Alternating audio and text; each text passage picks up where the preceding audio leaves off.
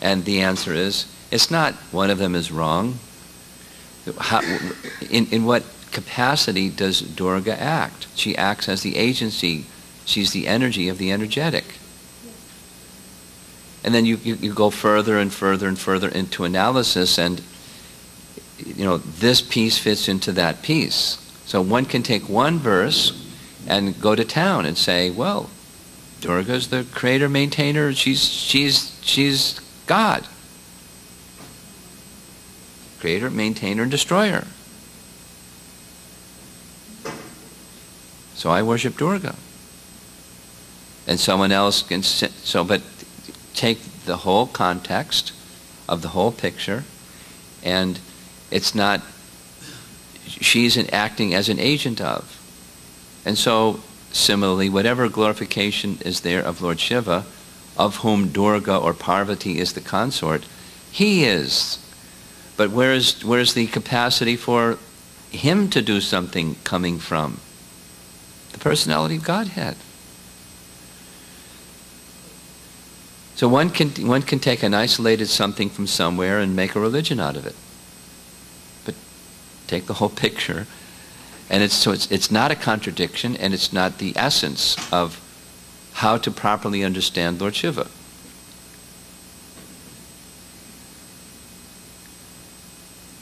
One last point.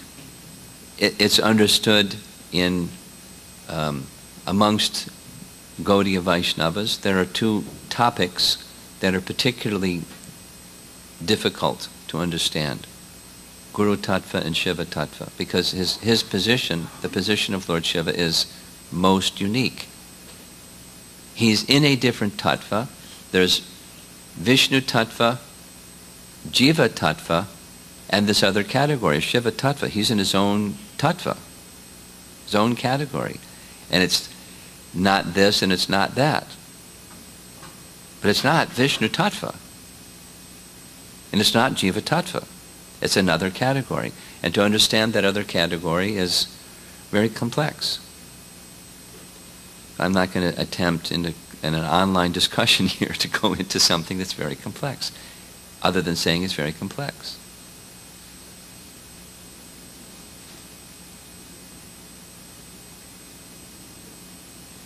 In Brihat Bhagavatamrita, there is a realm of Lord Shiva that's beyond the universe, called Shiva Loka.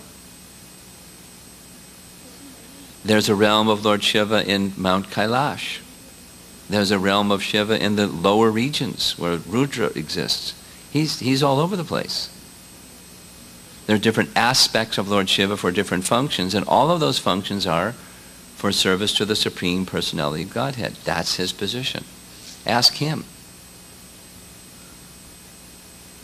When he expresses himself to the Prachetas, he gives them stotras upon which he is personally meditating, and he's meditating on the personality of Godhead.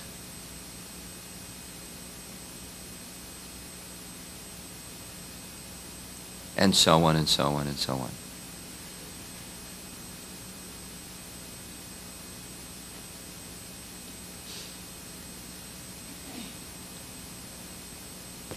So the disturbing part is the persistence and hammering of the point. That's where the angst is coming from in my voice. You have a question? Let's see if we can give you the microphone. Oh, I'm sorry. I just saw his hand. I'm sorry. So remember you said like Shiva like all over. He's all over. So is he kind of like Brahman, because Brahman? No, he's a person. He's not Brahman. Brahman is all pervasive, not personal. And Shiva is person.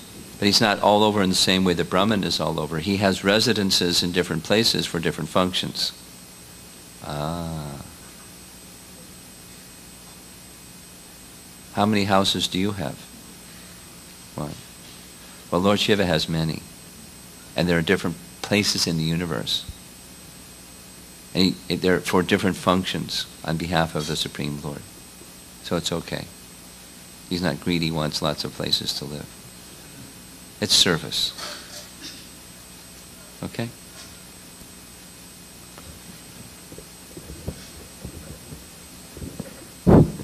Hare Krishna Maharaj.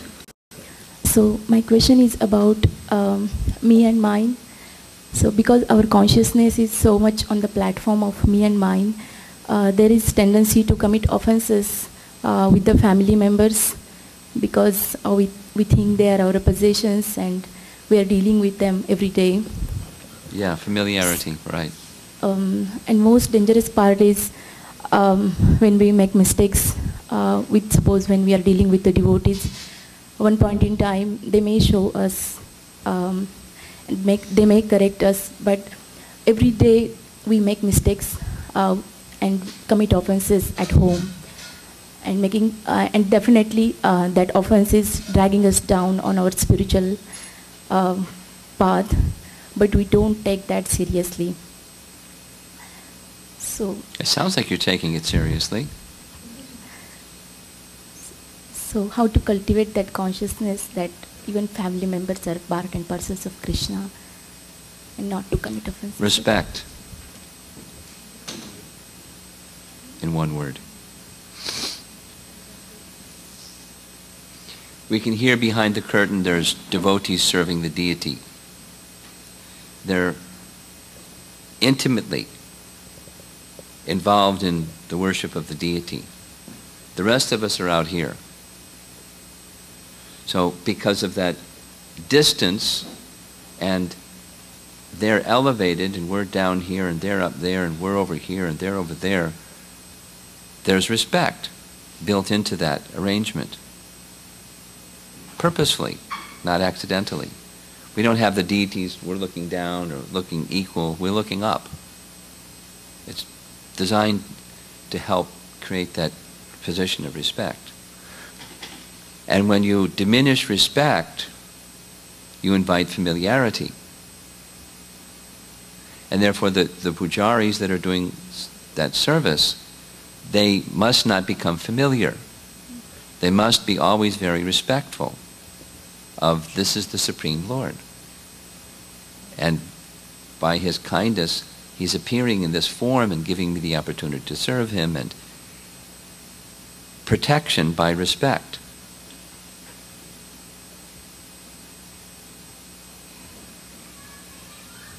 So within the family, respect. And over a period of time, because of, as you put it very accurately, by close association, familiarity. So respect goes down. So it's we want to have intimacy of loving exchanges within the family, but we also need to have respect. It's something that's of the heart, and it's also something of the way in which we address one another. Supposing something happens. Hey, something happens. I say something, or they say something, or I do something, or they do something, and there's some hurt. When that hurt is felt, one should not drop respect, but with respect address. And then receive it with respect. And so, respect is the protection for the hurt that comes as a result of familiarity.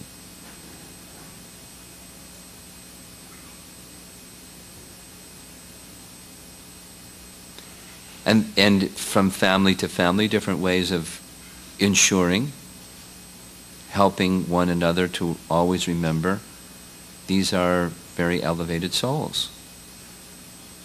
It's a devotee. I'm being given the opportunity to serve a devotee in this close manner. Let me be very careful, because this is Krishna's dear part and parcel. And remind oneself, and as a family remind each other in that way.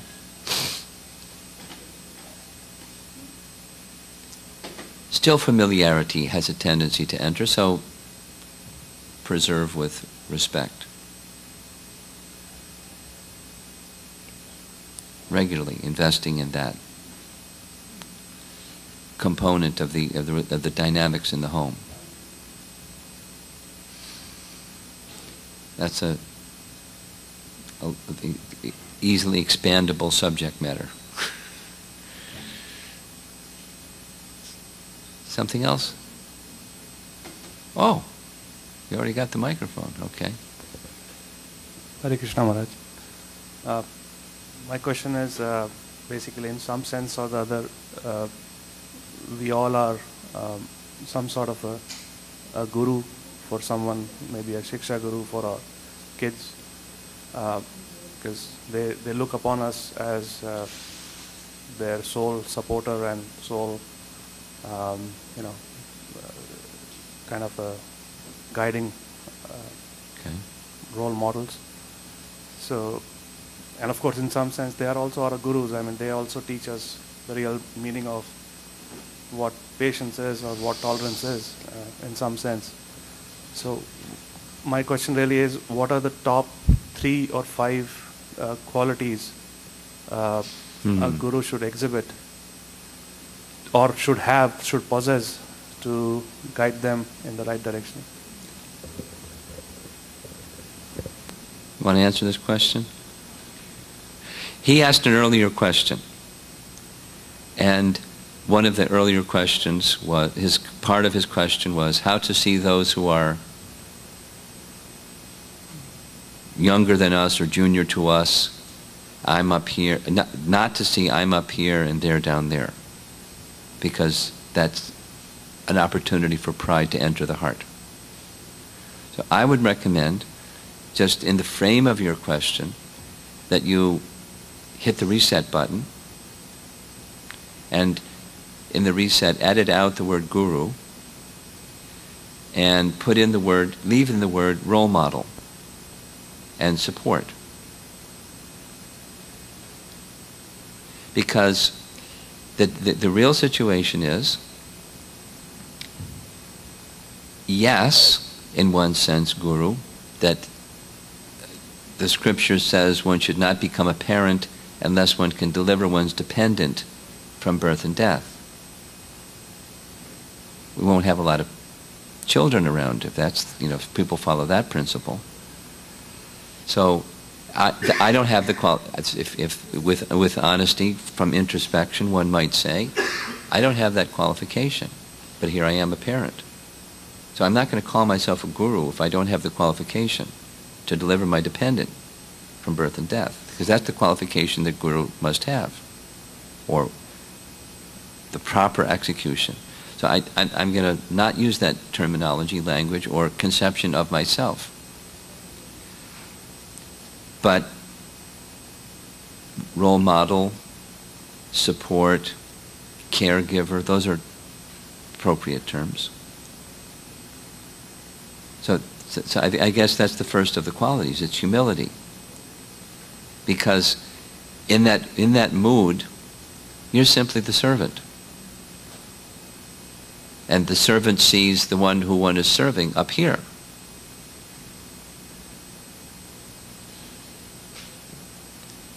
Here's a soul that Krishna has entrusted me with. By his own arrangement, I've become the father of this child. But that's the body, it's not the soul. The soul is entrusted to me by Krishna. So I have a responsibility to Krishna, to this soul, or for this soul. And let me see, according to the need of the moment, or this particular phase of their life, or the circumstance that is being passed through, how to best serve them. So, humility, mood of service,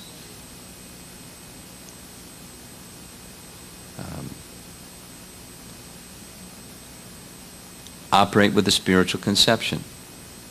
While they have their little child body, try to see them as spirit soul first. Because immediately it elevates our own consciousness to see them that way. Now, that spirit soul has a particular state of embodiment, whatever the age is. And gender is and needs are, and they change. So I'm going to serve according to the appropriate changing need, but I'm not going to forget that their spirit soul that ultimately need connection with Krishna. Not just going to look after the body and mind emotional package. I'm going to look at what's inside the package. And somehow, by contemplation in the mood of service, with spiritual conception, how the soul can come closer to Krishna.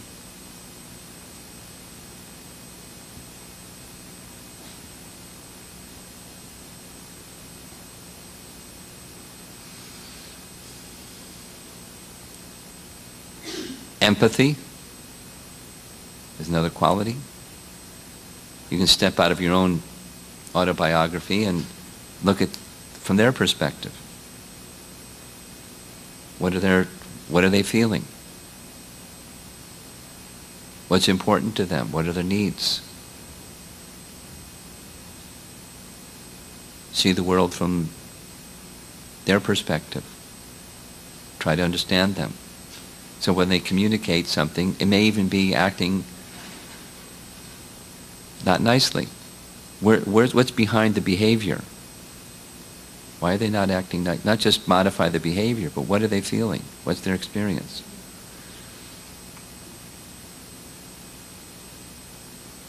Empathy. There's 4. That's a good list to start with. Let's say try to be guided by Scripture. There's another. Let my actions be under that umbrella. Try to connect with instructions from Scripture, Srila Prabhupada, our acharyas, how to do this service properly.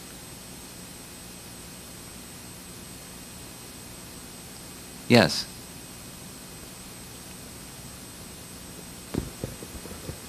How important is the role of Shiksha Gurus in our movement? How important? Is the role of Shiksha Gurus, the Siksha Gurus? I heard the word Shiksha Guru. Just, can you say a whole sentence? What is the role of Shiksha Gurus? What's the role? Yeah. Well, the first you said, what's the importance? I think the second one is correct. What is the role? Yeah. Harivilas stated it very nicely yesterday evening. Were you here? Okay.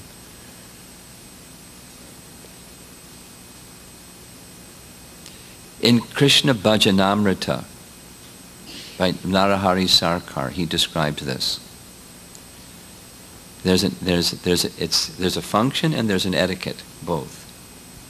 The function is to transparently represent the instructions of disciplic succession to someone. But there's also an etiquette that's part of how that instruction is presented. That is, the Shiksha Guru must, etiquette-wise, recognize the Diksha Guru's instructions, and understanding those instructions, support those instructions. Amplify them in various ways, but to strengthen the relationship of the disciple with the Diksha Guru. And the converse is to be very careful to not disturb the faith that living entity has, that person has, in their Diksha Guru. So that means there has to be some degree of harmony between Shiksha Guru and Diksha Guru. They can have different perspectives on things, that's fine, but there has to be the language of the Bhagavatam is brahmakarya, a respect, again, between one and the other. Because we're all individual, thank God, and one individual and another individual will not see things exactly the same way. The Scripture is the same, but the seeing is not necessarily going to be the same way. So, but for it's something it's something like an uncle and a father. A relationship may be very strong, maybe even in some cases stronger with an uncle, but the uncle has to be very careful to be respectful of the relationship with the father, because he's the father. And to nourish that relationship, support that relationship. So knowing what's important. So one of the things, a practical exercise might be for a Shiksha Guru that someone comes before them saying, here's the situation, what should I do? What would be your recommendation? Before giving the recommendation, a question can be, you must have discussed this with your Diksha Guru. What's your Diksha Guru's advice to you? Now, that individual may not accurately represent what their Diksha Guru said, for whatever the reason. Maybe they didn't like it, so they say something else. This is what he said. But so it's an etiquette matter, along with a function. The function is take the message of the scripture and transparently present it.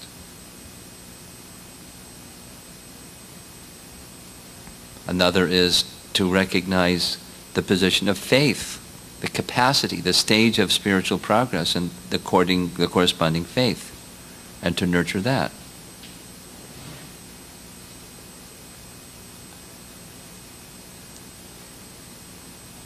Representing the message of Scripture, but according to the position of faith of the individual.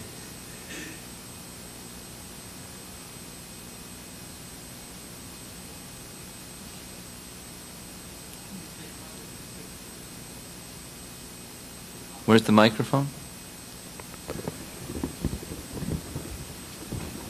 So the primary checkpoint would be scriptures, in case it feels like there's a conflict between what Shiksha Guru is saying and what Diksha Guru is saying. In that case, it may not be a contradiction, but in the case where an individual senses there may be some contradiction, it's the responsibility of the disciple to take the matter to the Diksha Guru and get clarification. And the Diksha Guru's determination takes precedent. It may be there's no contradiction. Maybe just a different way of saying essentially the same thing, just expressed in a different manner. But fidelity to the Diksha Guru is the final position.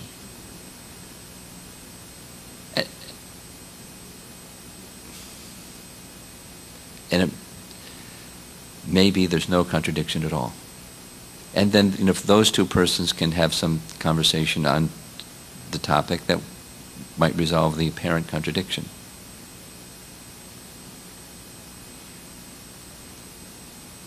Okay?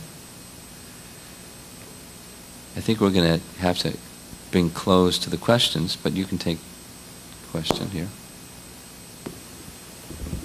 So Maharaj, in ISKCON, there are guidelines and for various roles and process and lots of structure in place. So to address this particular aspect of being the Shiksha Guru and Diksha Guru, is there any structure or process that happens at a higher level? Does this get discussed in GBC or anything?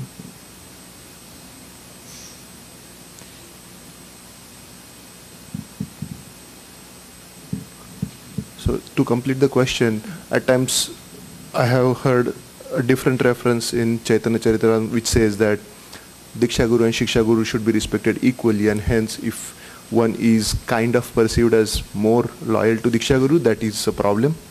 No, so the reference that I'm making about more loyal is Krishna Bhajanamrita by Narahari Sarkar, who was an intimate associate of Lord Chaitanya. So it's not like he's saying something that's different than Lord Chaitanya is saying. But it may look like it, but it's not. So they're to be respected equally, they're to be seen on the equal level, in an absolute way, and that's something to do with, this devotee was speaking of a father being a guru. Guru means absolute. It's not just respect and role model. It's absolute. So they're absolute. Now how do you deal with two absolutes that seem to be contradicting? The etiquette is you go to Diksha Guru. It's an etiquette issue. And the loyalty goes there. That's the Supreme Court. There's no appeal. And that's the etiquette. And the Shiksha Guru needs to be aware of what Diksha Guru is saying and not contradict. And it may not be a contradiction to the disciple, it may appear to be a contradiction. That's the Supreme Court. He takes the matter to his Diksha Guru. So it's not a contradiction. Now the question that you asked was, is there something at the GBC level where this topic has been codified in standards and regulations, and that was the pause. I'm trying to think, is there are papers that individuals have written on the subject, but not something that has the GBC stamp. This is now a guideline for all members of ISKCON. I don't believe that we have that. What's evolving over the last 6 years is a paper that will have the GBC approval, and it's gone through many different generations of editing. That the heading used to be Parallel Lines of Authority and had to do with governance, GBC, Prabhupada, GBC body, zonal secretary, temple president, that governance structure, and then the authority that a spiritual master naturally has in relation to those who are disciples, and how to properly regard those two lines of authority. But that's not addressing the question you're asking. It's within this Shiksha Guru, Diksha Guru. They haven't gotten there yet. They're still dealing with this other one.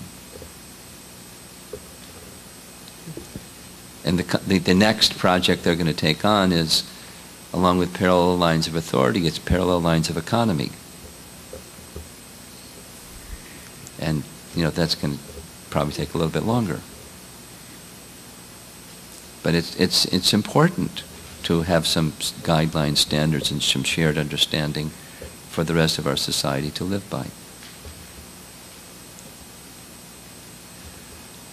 It's 9:15, and I think we're going to stop. Thank you, Maharaj. If you have a question, somebody else will see about getting into questions later. What? You got an online one? Okay. So, what next session? How long do you need for breakfast? 10:15. 10:15. Srila Prabhupada ki jai.